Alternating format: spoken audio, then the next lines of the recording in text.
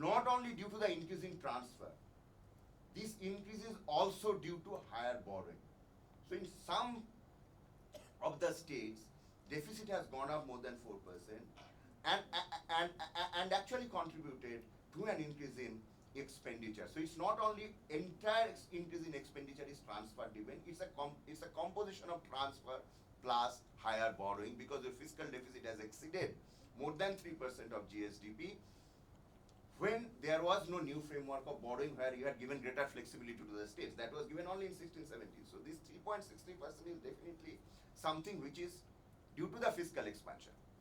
2016-17 fiscal stance, I am not questioning the budget estimate. So this is very controversial. I am not questioning the budget estimate, but based on the budget estimate, if we believe the budget estimate, 2016-17 fiscal stance at the state level seems to suggest that we are reverting back to the FRA target of 3% because we have estimated at 2.87% all states. And I am also aware of the fact that the states don't do their budget in discussing with each other. So when you look at all the budgets together, I think states from the 2015-16 experience of fiscal expansion in terms of higher deficit, I think they decided to contract to a level to bring it down to less than 3% FD, achieving and also to achieve either balance or surplus in the revenue account. That is coming out very clearly. Aggregate debt to GSDP ratio has improved and remains below 23% of GSDP in 2016-17.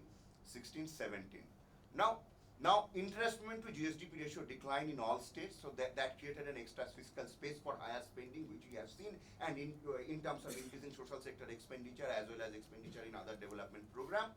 Increase in revenue and capital expenditure between 2014-15 and 15-16 RE and 16-17 B is something which has happened. And the issue that is emerging, the pattern that is emerging, not an issue. Low per capita income states have shown increase in social sector expenditure, particularly education, and that is coming out very clearly if we look at it as a percentage of GDP. Now, what are the fiscal risks? I think downside fiscal risk, including impending 7th pay commission at the state level, because the kind of surplus that you have is only 0.23%. So I don't know whether that surplus will be maintained when revised or actual estimates come in. So that remains a major concern at the state level.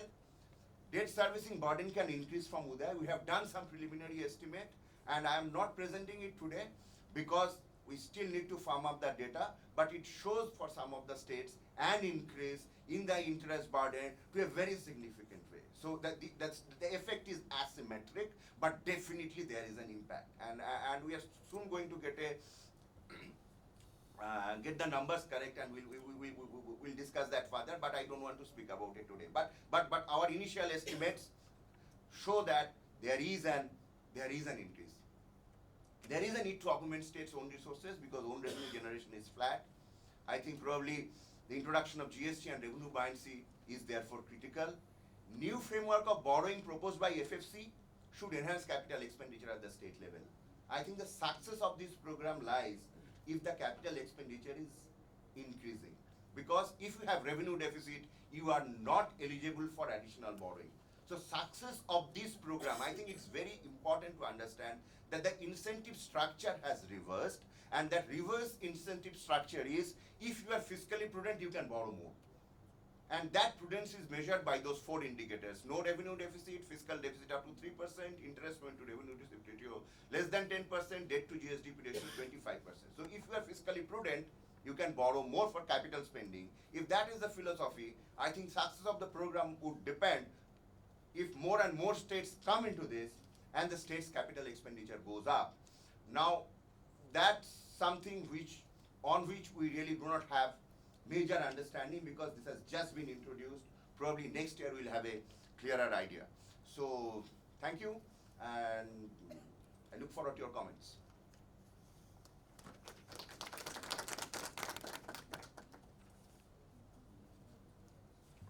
Thank you, Pinaki, for that excellent presentation, and that is really very stimulating and timely. I think as states are now working on their new budgets, this sort of an insight which this gives would be very, very useful for them. I think a major theme which comes across, apart from what you've shown, is that overall fiscal discipline in the states has been flagging. That's the message. Yes, with this caveat that the entire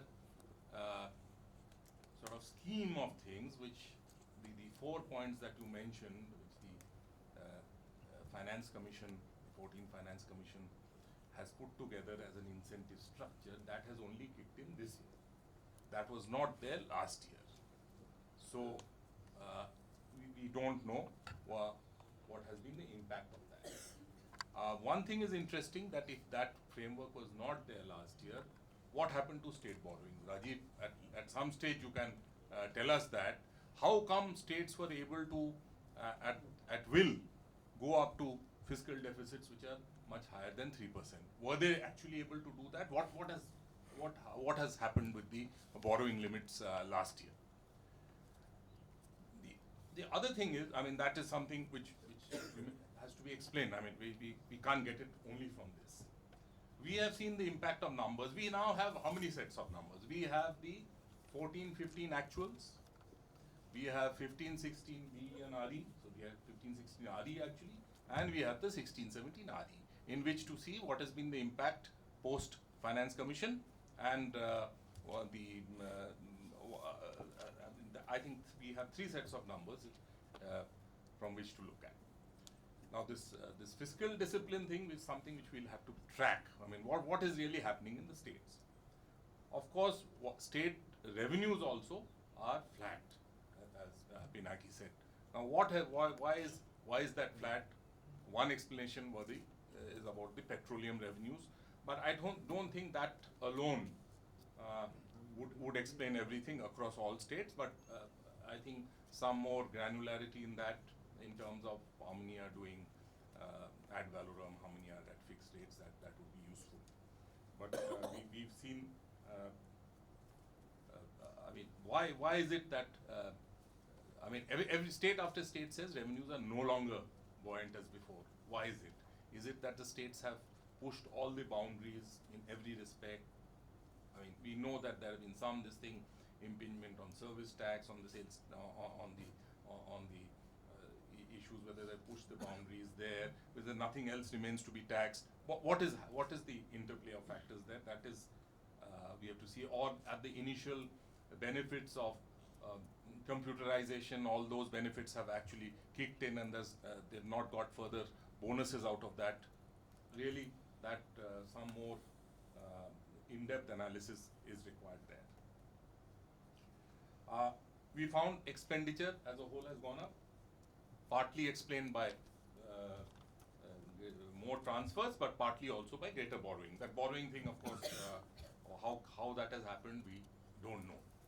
Now, since we have had, this is the second year of the Finance Commission, so what one saw was a huge jump last year, followed by moderate jump. I mean, I did get some numbers from Avni, who's here, and which shows, let's see the jump in change in union transfers, change between 14-15 actual and 15-16 RE.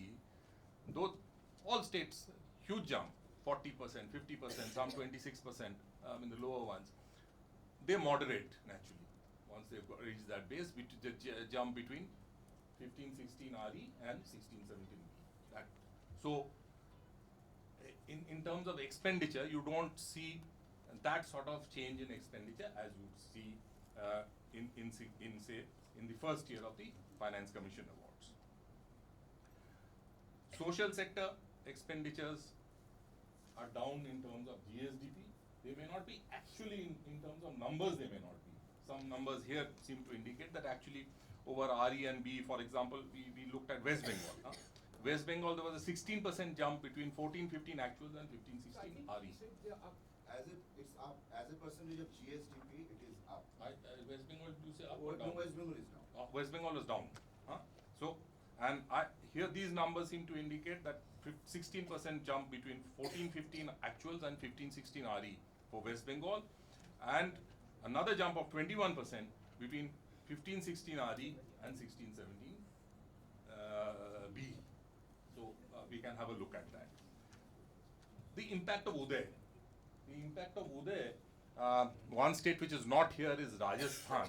But Rajasthan, obviously, we all know that it is a significant Uday state.